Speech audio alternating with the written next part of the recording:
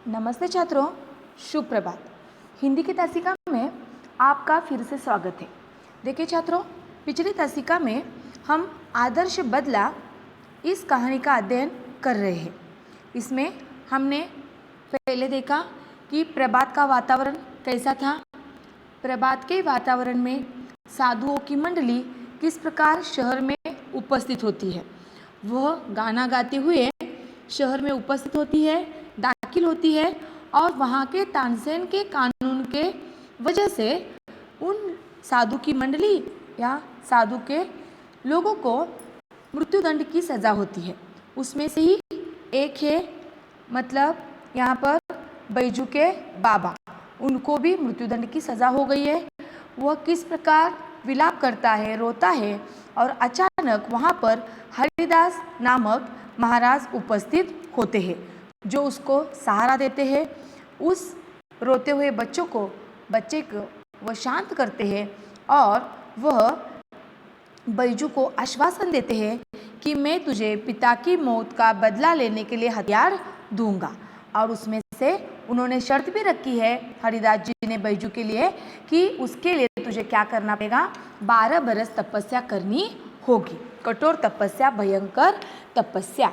ठीक है, तो यह देखते समय यह भी हमने देखा कि फिर बैजू क्या होता है, हरिदास जी को वचन देता है कि मैं पूरे सिर के साथ दिल से आपका जो भी वचन है वो पूरा करूँगा, जो आपने शर्त रखी है वो पूरी करूँगा। तो आगे का कहानी का अंश अब देखते हैं। आगे देखिए, पन्ना क्रमांक 17। ऊपर की घटना को 12 बरस बीत गए, मतलब जो उसने शर्त रखी थी 12 बरस तपस्या करनी होगी, कठोर तपस्या, भयंकर तपस्या, और इसके लिए 12 बरस का वक्त चाहिए था। तो जो भी वो वचन दिया था, शर्त रखी थी, उसे 12 बरस बीत गए। जगत में बहुत से परिवर्तन हो गए। अभी समय भी बहुत सारा है, 12 बरस मतलब क्या कम नहीं होते। तो 12 बरस बीत जाने के कारण जगत में भी, दुनिया में भी क्या हो गए, पूरे संसार में बहुत सारे परिवर्तन हो गए। कई बस्तियां उजड़ गई। परिवर्तन क्या क्या हुए देखिए, आकृतिपूर्ण यहाँ पर बहुत सारे आकलन कृति निकलते हैं। मैं बार बार आपको बता रही हूँ क्योंकि आपको इस पर बहुत सारे प्रश्नोत्तर की तैयारी करनी होगी। ठीक है, तो यहाँ पर देखिए 12 बरस बीतने के बाद यह परिवर्तन हुए। कौन से हुए, तो जगत में बहुत सारे परिवर्तन हुए। क्या क्या हुए देखिए, कई बस्तियां उजड़ गई, कई वन बस गए, जो था वो उजड़ भी गया या नया कुछ वहाँ पर निर्माण भी हो गया। बूढ़े मर गए और जो जवान थे उनके बाल सफ़ेद हो गए। परिवर्तन समाज का नियम है, परिवर्तन तो होना ही है। 12 बरस बीत गए हैं तो कई बस्तियां उजड़ गई है, कई नए वन बस गए हैं, बूढ़े मर गए और जो जवान थे उनके बाल सफ़ेद हो गए। अब बैजू बावरा जवान था, जो पहले के अंश में बताया है कि बालक बैजू, लेकिन अब क्या हो गया था, वह बैजू बावरा जवान हो गया था और राग विद्या में दिन ब दिन आगे बढ़ रहा था। सतत निरंतर प्रयास के कारण, निरंतर सराव के कारण 12 बरस वह राग विद्या का ज्ञान ले रहा था कि जिसके कारण वह दिन ब दिन आगे राग विद्या में बढ़ रहा था। उसके स्वर में जादू था और तान में एक आश्चर्यमयी मोहिनी थी। मोहिनी मन को मोहित करने वाली, मतलब देखिए उसके स्वर में जादू सा था, मतलब ऐसा लगता था वो गाता था तो लोगों को जादू सा निर्माण उनके मन में होता था और लोग उसके तान सुनकर, स्वर सुनकर उसके आवाज़ में मोहित हो जाते थे। गाता था तो पत्थर तक पिघल जाते थे और पशु पंछी तक मुग्ध हो जाते थे। लोग सुनते थे और झूमते थे तथा वाह वाह करते थे।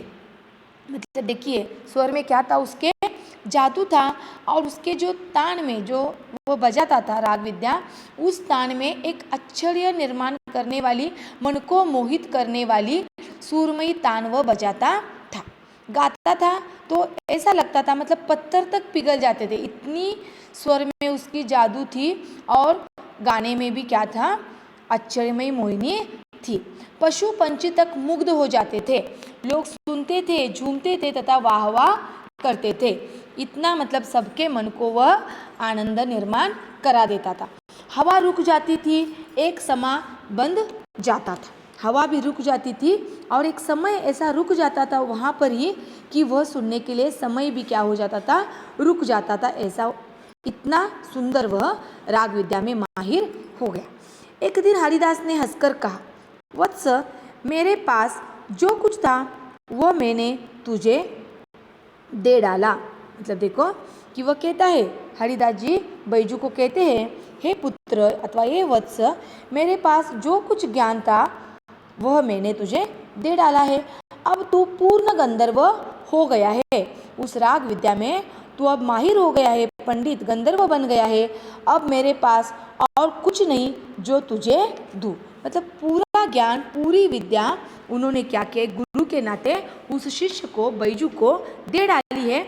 अब ऐसा कुछ भी नहीं है कि जो उसे वह पढ़ा सके, बता सके। इतना वह बैजू अब राग विद्या में गंधर्व बन गया है।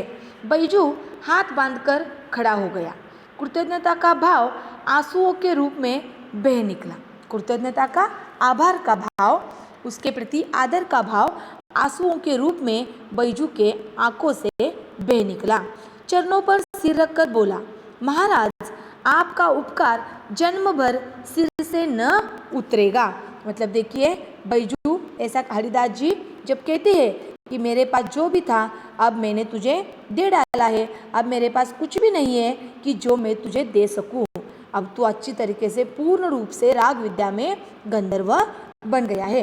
तब बैजू भी हाथ बांधकर गुरु के सामने खड़ा होता है और आभार का भाव अब क्या हो रहा था, आंसुओं के रूप में, आदर के रूप में आंखों से बह रहा था। चरणों पर, गुरु के चरणों पर यानी हरिदास के चरणों पर सिर रखकर वह कहता है कि महाराज जो आपने मुझ पर उपकार किया है वह मैं जन्म भर मेरे सिर से वह नहीं उतरेगा। मतलब जो भलाई का कार्य आपने मेरे लिए किया है वह मैं जीते जी कभी भी भूलूंगा नहीं। अब यहाँ पर देखिए आपको विलोमार्थी शब्द आपको लिखो, ऐसा अगर कहा जाएगा तो इधर आ सकता है कृतज्ञता का कृतज्ञता आता है और उपकार का अपकार। उपकार का विरुद्धार्थी शब्द है अपकार। यहाँ पर बहुत सारे शब्द युग्म भी आते हैं। देखिए वाह वाह यह शब्द युग्म है, पशु पंछी यह भी क्या है, शब्द युग्म है। ठीक है, बहुवचन के शब्द है बस्तियाँ, ये क्या है, बहुवचन का यहाँ पर शब्द है बस्ती यानी एक, और बस्तियाँ मतलब बहुवचन। तो बहुत सारे यहाँ पर आकलन कृति भी निकलती है और शब्द संपदा के अंतर भी कई सारे प्रश्नोत्तर यहाँ पर आते हैं। आगे देखिए, अभी हरिदास सिर हिलाकर बोले, यह नहीं बेटा कुछ और कहो। मतलब मैंने आप तुझ पर उपकार किया, ये छोड़ो और कुछ कहो। मतलब हरिदास जी उसके मुंह से और कुछ अलग सुनना चाहते हैं, कुछ और कहो, मैं तुम्हारे मुंह से कुछ और सुनना चाहता हूँ। मतलब देखिए कि किस प्रकार एक गुरु अच्छा संस्कार शिष्य पर करता है। यहाँ एक बहुत ही अच्छा उदाहरण आगे हमें देखने को मिलता है। हरिदास सिर हिलाकर बोले, यह नहीं बेटा कुछ और कहो, क्योंकि वह कुछ और ही उस बैजू के मुंह से सुनना चाहते हैं। बैजू आज्ञा कीजिए। बैजू कहता है आज्ञा कीजिए हरिदास, तुम पहले प्रतिज्ञा करो, तुम पहले प्रतिज्ञा करो। बैजू ने बिना सोच विचार किए कह दिया, मैं प्रतिज्ञा करता हूँ कि। वह कह ही रहा है, वह कुछ प्रतिज्ञा कर ही रहा है, क्योंकि उसने पहले ही शपथ ली थी कि वह इस हथियार से क्या करेगा, अपने पिता की मौत का बदला लेने वाला था। तो उसने बिना सोचे समझे प्रतिज्ञा की, शपथ ली। तब तक हरिदास ने उस वाक्य को पूरा किया और बीच में ही वह बोल उठे कि इस राग विद्या से किसी को हानि न पहुंचाऊंगा। मतलब देखिए बैजू तो क्या करने वाला था, इस राग विद्या से उस तानसेन को हराकर उसकी हत्या अथवा उसको मारने वाला था। ऐसा उसके मन में था कि वह इस विद्या का क्या कर सकेगा, अपने पिता की मौत का बदला ले सकेगा। लेकिन तब तक हरिदास ने उस वाक्य को पूरा किया। बैजू कह रहा था कि मैं प्रतिज्ञा करता हूँ कि। तब तक हरिदास जी ने कहा, इस राग विद्या से किसी को हानि न पहुँचाऊंगा। फिर बैजू की क्या दशा होती है देखिए, क्योंकि बैजू ने कुछ अलग सोचा था, तब तक हरिदास जी ने कुछ अलग ही उस वाक्य को विराम दिया। आगे देखिए पन्ना क्रमांक 18। बैजू का लहू सूख गया। लहू सूख जाना, मोहरा है अत्यंत भयभीत होना। बैजू का लहू क्या होता है? सूख जाता है। उसके पैर लड़खड़ाने लगे। उसके पैर भयभीत होने के कारण लड़खड़ाने लगे। सफलता के बाग परे भागते हुए दिखाई दिए। उसने जो सफलता, मतलब अभी मैंने इतना, मतलब वो गंधर्व बन गया है उसमें कि वह तानसेन को हरा सकेगा, उसके पिताजी की मौत का बदला ले सकेगा, ये उसने जो भी मन में ठान ली थी, ये सब क्या हो गए? भाग निकले। मतलब उसके जो सफलता के उसने जो भी सपने संजोए थे वह नष्ट हो गए। 12 वर्ष की तपस्या पर एक क्षण में पानी फिर गया। जो 12 वर्ष तक उसने राग विद्या का ज्ञान ग्रहण किया था, जो तपस्या उसने की थी, उसमें एक वाक्य के कारण, जो भी हरिदास जी ने वाक्य को पूरा किया, जिसके कारण पानी फिर गया। प्रतिहिंसा की छुरी हाथ आई तो गुरु ने प्रतिज्ञा लेकर कुंद कर दी। कुंद इस शब्द का अर्थ है बिना धार का अथवा बोतरा बना देना। मतलब प्रतिहिंसा, जो बदला उसके मन में लेने की उसने मन में ठान ली थी, वो प्रतिहिंसा की छुरी हाथ आई है, लेकिन इतना उसे ज्ञान प्राप्त हुआ है कि वह अच्छी तरीके से राग विद्या में माहिर होने के कारण तानसेन से बदला ले सकता था। लेकिन तब तक गुरु ने क्या किया? उस छुरी को बिना धार का बना दिया। बैजू ने होठ काटे, दांत पीसे और रक्त का घूंट पीकर रह गया। वो चुपचाप स्तब्ध रह गया। गुस्सा तो बहुत आया था, उसके मन में बदले का प्रतिशोध तो बहुत निर्माण हो गया था, लेकिन गुरु के सामने उसकी कुछ न चली। मगर गुरु के सामने उसके मुंह से एक शब्द भी न निकला, क्योंकि उस गुरु ने वह शब्द न निकाल सका, क्योंकि उस गुरु ने ही क्या किया था? उसे 12 वर्ष तक राग विद्या का ज्ञान देकर उसे उसमें बहुत ही माहिर बना दिया था। जैसे देखिए कि उसने कहा है हरिदास ने कि अभी मेरे पास कुछ भी नहीं है कि मैं तुझे वह दे सकूं। मतलब इतना ज्ञान जो भी उसके पास है, वह सारा ज्ञान, सारा राग विद्या का ज्ञान उसने क्या किया था? बैजू को दिया था। इसके कारण किधर तो मतलब उस उपकार का उसे महत्व है, इसलिए बैजू के मुंह से एक शब्द भी न निकला। गुरु गुरु था और शिष्य शिष्य था। शिष्य गुरु से विवाद नहीं करता। मतलब देखो, शिष्य उससे विवाद नहीं कर सकता था गुरु से, क्योंकि गुरु ने ज्ञान रूपी सारा मतलब ज्ञान उसे दिया था। यहाँ पर मैं आपको एक दोहा बताना चाहूँगी कि देखिए, दोहा एक है कि हरि रूठे गुरु ठोर है, लेकिन गुरु रूठे नहीं कोई ठोर। मतलब ईश्वर भी अगर रूठ जाता है तो हम गुरु का सहारा ले सकते हैं, लेकिन गुरु के रूठने पर हमें जगत में, दुनिया में कहाँ भी ठिकाना ठौर नहीं मिलता। इतना महत्व गुरु को जीवन में है हमारे। इसलिए मतलब ईश्वर से भी गुरु क्या होते हैं? महान होते हैं, जिसके कारण जिसे इसका महत्व समझ में आता है वो गुरु से विवाद नहीं करता। और बैजू गुरु के महत्व को जानता था। 12 वर्ष उन्होंने जो ज्ञान दिया था उसका उसे महत्व था, इसलिए वह शिष्य के नाते गुरु हरिदास से विवाद नहीं करता। अब आगे देखते हैं। कुछ दिन बाद, अभी यहाँ पर देखिए एक क्वेश्चन में बताना चाहूँगी आपको यहाँ पर कि हरिदास के कहने पर, हरिदास की प्रतिज्ञा पूरी करने पर बैजू की दशा यह हुई। किस प्रकार हुई? तो बैजू का लहू सूख गया, पैर लड़खड़ाने लगे, सफलता के बाग परे भागते हुए दिखाई दिए, 12 वर्ष की तपस्या पर पानी फिर गए। 4 घर के यहाँ पर निकलते हैं। ठीक है, अब आगे का हिस्सा देखते हैं। कुछ दिन बाद एक सुंदर नवयुवक साधु आगरे के बाजारों में गाता हुआ जा रहा था। लोगों ने समझा इसकी भी मौत आ गई है। ऐसा क्यों समझा होगा? देखिए बच्चों कि क्यों समझा, क्योंकि पहले का अंश याद कीजिए, तानसेन का कानून कि कोई भी राग विद्या का ज्ञान नहीं है और आगरे में कदम रखता है गाते हुए तो उसे मृत्युदंड की सजा दी जाती है। तो लोगों ने समझा कि इसकी भी मौत आ गई है। वे उठे कि उसे नगर की रीति की सूचना दे दे, मगर निकट पहुंचने से पहले ही मुग्ध होकर अपने आप को भूल गए और किसी को साहस न हुआ कि उससे कुछ कहे। ध्यान दीजिए अच्छी तरीके से।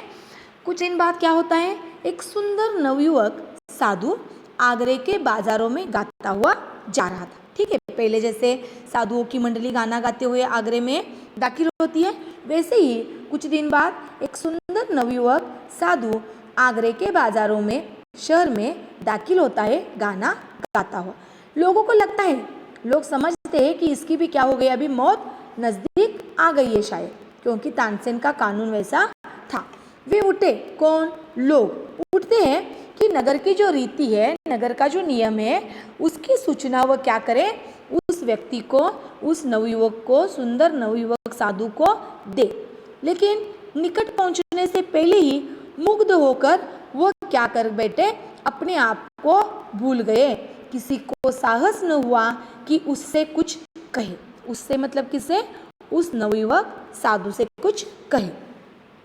दम के दम में यह समाचार नगर में जंगल की आग के समान फैल गया।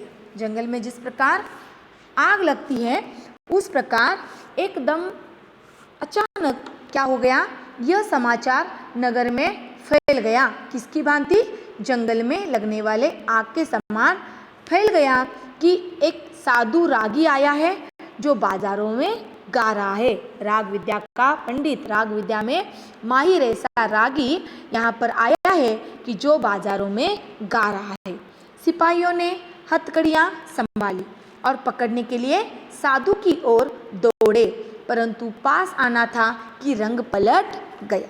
मतलब देखिए, सिपाहियों का काम था, कोई आने पर क्या अगर गाना गाता है, जिसे राग विद्या की जानकारी नहीं है, कोई भी गाए तो उन्हें हथकड़ियाँ पहनाकर वहाँ दरबार में क्या किया जाए, दाखिल किया जाए। इसलिए जो समाचार था कि कोई तो वहाँ पर साधु रागी आया है और बाजारों में गाना गाता हुआ फिर रहा है, तो सिपाहियों का जो काम था वह करने के लिए वह तैयार हो गए। हथकड़ियाँ संभाली और पकड़ने के लिए साधु की ओर दौड़े, परंतु पास आना था कि रंग पलट गए। क्या हुआ देखिए, पास आना था कि अचानक उनका भी रंग, उनका भी जो करने के लिए आए थे, वह अचानक वह भूल बैठे। साधु के मुखमंडल से तेज की किरणें फूट रही थी, जिनमें जादू था, मोहिनी थी और मुग्ध करने की शक्ति थी। मतलब देखिए, साधु के मुखमंडल में, चेहरे में तेज किरणें फूट रही थी, अलग सा तेज उसके चेहरे में दिखाई दे रहा था।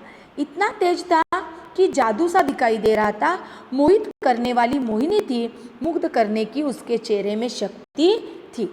सिपाहियों को न अपनी सुध रही, न हथकड़ियों की, न अपने बल की, न अपने कर्तव्य की, न बादशाह की और न बादशाह के हुक्म की। मतलब देखो, इतना उसके चेहरे पर तेज था, चेहरे पर तेज की किरणें थी कि वह जादू के समान लग रही थी, मोहित करने वाली थी, मुग्ध करने वाली वह किरणें थी। इतना तेज उसका शरीर, चेहरा था। इसके कारण सिपाहियों को सुध ही नहीं रही, अपनी भी सुध नहीं रही, हथकड़ियों की भी नहीं। मतलब हथकड़ियाँ पहनाने के लिए वह हथकड़ियाँ लेकर आए थे, वह भी वह भूल बैठे। उनके पास ताकत है कि वह सिपाही उनको हथकड़ियाँ पहनाकर ले जा सकते हैं, यह जो बल था वह भी वह भूल बैठे। उनका जो कर्तव्य था वह भी सिपाही भूल बैठे। बादशाह की भी उन्हें चिंता नहीं रही और बादशाह के हुक्म की भी उन्हें सुध नहीं रही। वे आश्चर्य से उसके मुख की ओर देखने लगे। किसके मुख की ओर? नवयुवक साधु के मुख की ओर देखने लगे, जहाँ सरस्वती का वास था और जहाँ से संगीत की मधुर ध्वनि की धारा बह रही थी। मतलब देखिए, इतना उसका मतलब मुख प्रसन्न था कि जैसे सरस्वती देवी का उस चेहरे पर वास था और संगीत की मधुर ध्वनि की धारा बह रही थी। साधु मस्त था, सुनने वाले मस्त थे, जमीन आसमान मस्त थे। गाते गाते साधु धीरे धीरे चलता जाता था और श्रोताओं का समूह भी धीरे धीरे चलता जाता था। मतलब इतना वह सुनाने में, उस राग विद्या में माहिर था कि वह भी उस गान में, उस तान बजाने में मस्त था, सुनने वाले भी मस्त थे, ज़मीन आसमान मस्त थे, मतलब सभी ओर जादू सा फैल गया था। गाते गाते, बहुत सारे शब्द युग्म है देखिए इधर, गाते गाते, धीरे धीरे, ज़मीन आसमान, हाँ, तो गाते गाते साधु धीरे धीरे चलता जाता था और लोग, श्रोता भी, श्रोताओं का समूह भी धीरे धीरे उस आवाज़ में मंत्रमुग्ध होकर धीरे धीरे उसके पीछे चलते जा रहे थे। ऐसा मालूम होता था जैसे एक समुद्र है जिसे नवयुवक साधु आवाज़ों की जंजीरों से खींच रहा है। मतलब लोगों के समूह को यहाँ पर समुद्र कहा है, जैसे कि समुद्र है और नवयुवक क्या कर रहा है, अपने आवाज़ों की जंजीरों से गाना गाते हुए आगे बढ़ रहा है और वह समुद्र यानी लोग उसके पीछे पीछे वह खींचता जा रहा है। संकेत से अपने साथ साथ आने की प्रेरणा कर रहा है। मतलब वो इतना मंत्रमुग्ध होकर गा रहा था कि लोग भी मस्त थे, वह गाने वाला साधु भी मस्त था, ज़मीन आसमान तक मस्त थे, जो सिपाही उसे पकड़ने के लिए आए वह भी मंत्रमुग्ध हो गए और वह गाने, बैजू यहाँ पर गाना गाता हुआ वो साधु जा रहा था और उसके पीछे पीछे लोग मंत्रमुग्ध होकर पीछे पीछे जा रहे थे। मुग्ध जन समुदाय चलता गया, चलता गया, चलता गया, पता नहीं किधर को, पता नहीं कितनी देर, एकाएक गाना बंद हो गया। मतलब देखो, मुग्ध होकर वह जन समुदाय वहाँ पीछे पीछे चलता जा रहा था, चलता जा रहा था, पता नहीं किधर जाना है, पता नहीं कितनी देर पीछे जा रहे थे, ये भी मालूम नहीं। एकाएक गाना बंद हो गया। अचानक क्या हो गया, वह गाना जो नवयुवक साधु गा रहा था वह बंद हो गया। जादू का प्रभाव टूटा तो लोगों ने देखा कि वे तानसेन के महल के सामने खड़े हैं।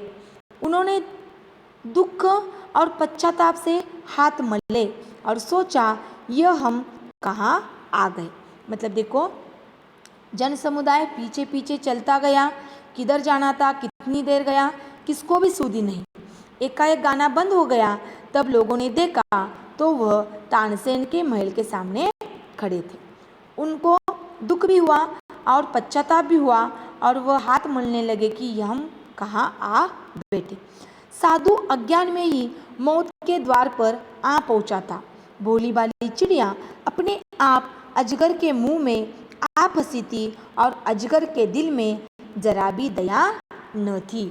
अजगर यानी यहाँ पर तानसेन को उल्लेखित शब्द दिया है। तो अजगर के दिल में जरा भी दया नहीं थी और वह अज्ञान में साधु यहाँ पर मौत के द्वार पर आ पहुंचा था। आगे तानसेन बाहर निकला।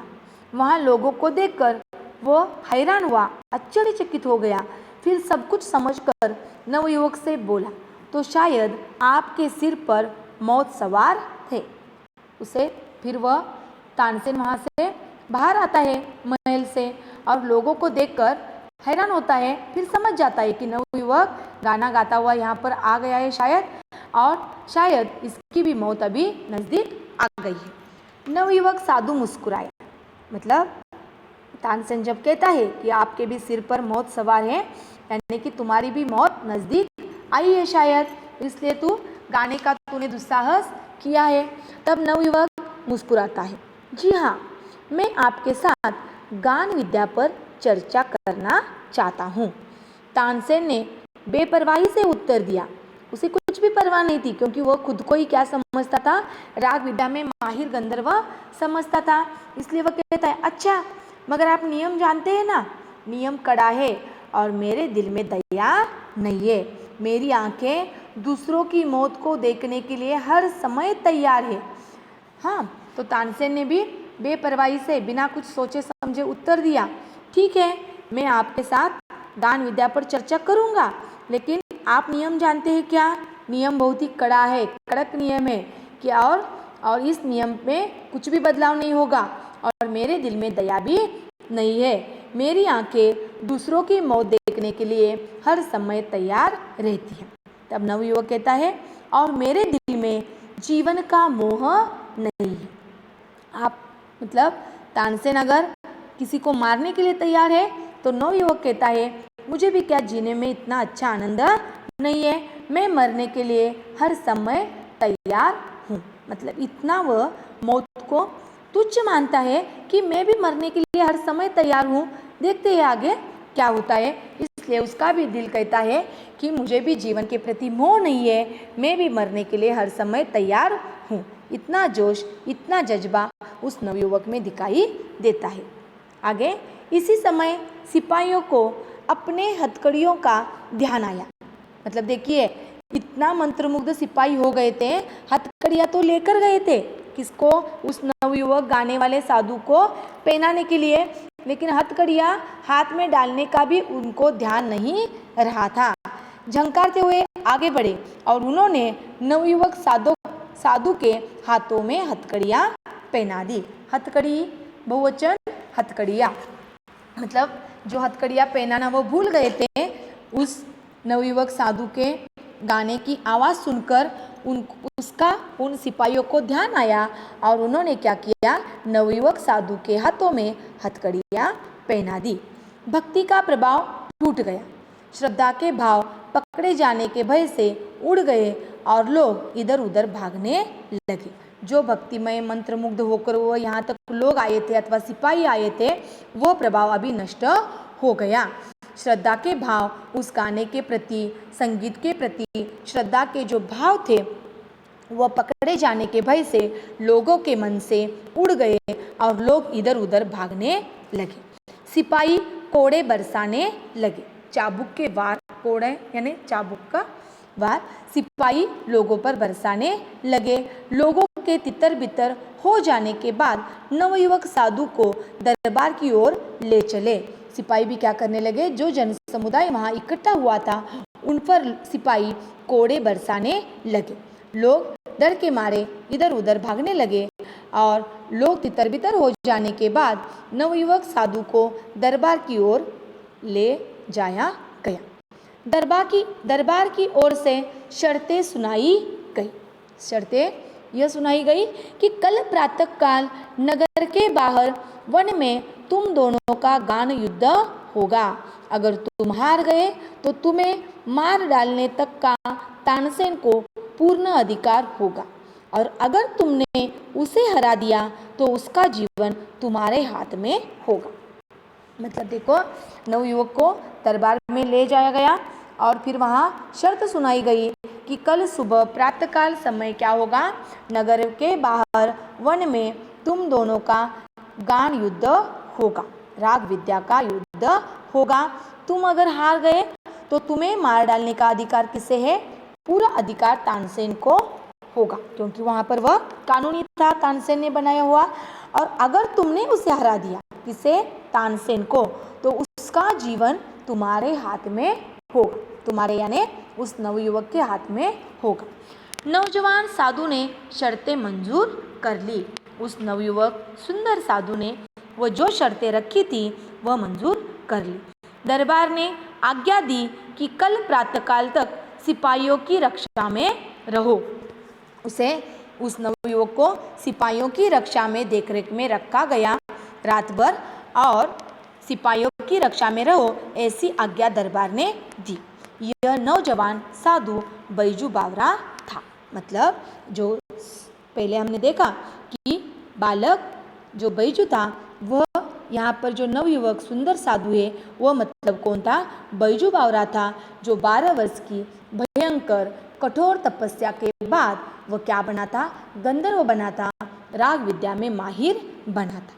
अब आगे किस प्रकार उनमें गान युद्ध होता है और किस प्रकार आगे का कहानी का मतलब अंत है अथवा कहानी किस प्रकार आगे बढ़ती है, यह हम आगे की तासिका में देखेंगे।